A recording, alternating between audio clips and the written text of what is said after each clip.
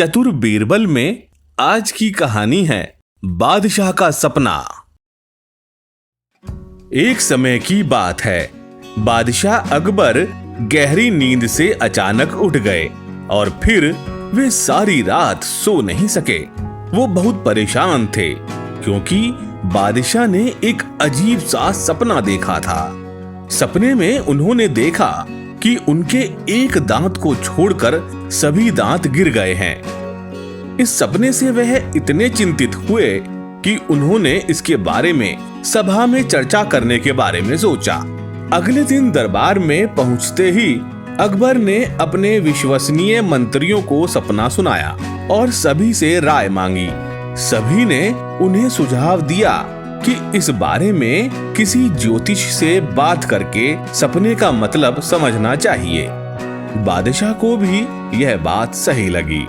फिर बादशाह ने देश भर के विख्यात ज्योतिषियों को बुलवा भेजा और उन्हें अपने सपने के बारे में बताकर उसका मतलब जानना चाहा। सभी ने आपस में विचार विमर्श किया और एक मत होकर बादशाह से कहा, जहांपना, इसका अर्थ यह है कि आपके सारे नाते रिश्तेदार आपसे पहले ही मर जाएंगे।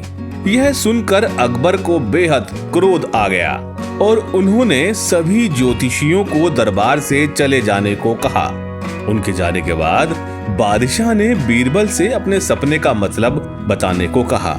कुछ देर तक तो बीरबल सोच में डूबे रहे, फिर बोले, हुजूर, आपके सपने का मतलब तो बहुत ही शुभ है।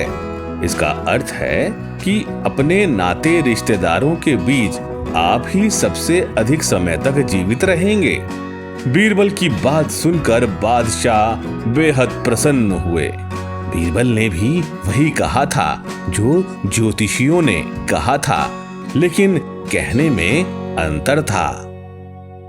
इस कहानी से हमें यह सीख मिलती है, किसी भी बात को बोलने का एक सही तरीका होता है। विचलित करने वाली बात को भी सही तरीके से कहा जाए तो उसका बुरा नहीं लगता।